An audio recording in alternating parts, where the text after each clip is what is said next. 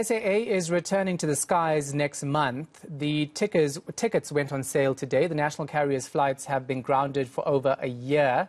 SAA Cabin Crew Association Deputy President Christopher Shabangu joins us now live. Christopher, thanks for your time. We appreciate it. So there's lots of anticipation to see this actually working out, especially with these routes that have been selected. How do you feel?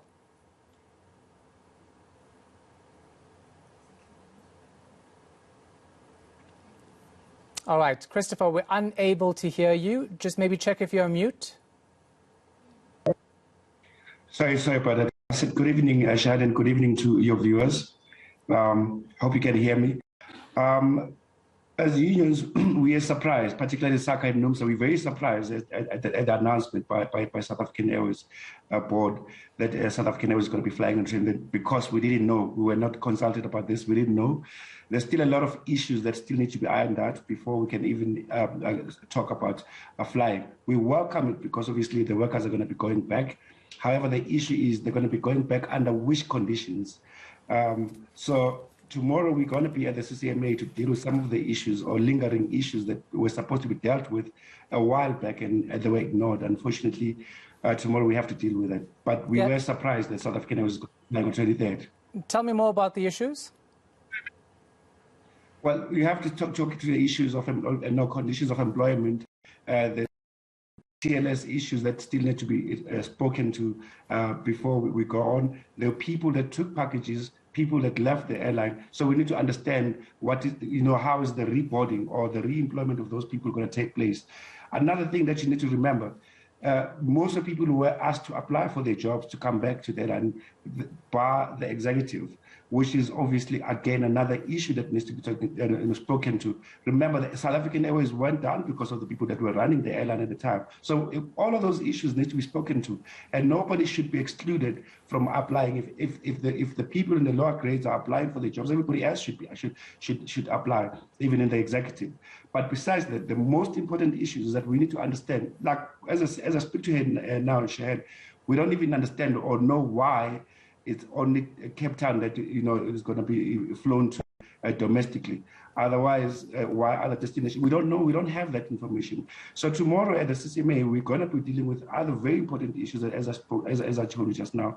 Yeah. But also hope that the company is going to speak to us and give us some insight as to what's going on moving forward. Yeah, I mean, the statement that they issued said it was a lucrative route for them, which is why Cape Town is on that list. But just going forward, you say you're going to the CCMA. Does this mean, or could it mean, that this will actually put a stop to SAA's relaunch? Look, we don't anticipate it will. We don't know.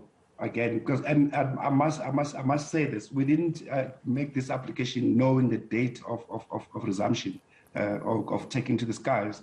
This was just a natural process that we took, and got surprised yesterday when we heard about this announcement by South African Airways. Will it hamper the start of the 23rd? That's not our aim as unions. It's not our aim. What we simply say is that when that happens, it should happen in a correct manner, and the employees and workers should know what they're getting themselves into when they start. We are happy that they're going back to work. And we should also understand as to how the re-employment or the reboarding of the employees is going to happen. We don't have that information as it stands right now.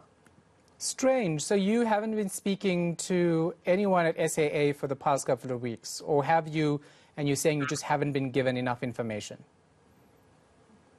Well, we have made attempts, quite a few attempts, to try and speak to the company. There is a bargaining forum at South African Airways that has also been ignored, basically rendered useless at this particular moment. And we've tried everything. We've written letters to the board to try and speak to them. There has been some engagement on some issues, but unfortunately, it's nothing that I can actually share anything about or to anyone right now, because we haven't sat down. We haven't sat down for months with SAA management in a bargaining forum set up where we can discuss pertinent issues. Yes, so we haven't been told, we haven't been given information, Shahan. All right, thank you so much for your time. We appreciate it. SAA Cabin Crew Association Deputy President Christopher Shabangu.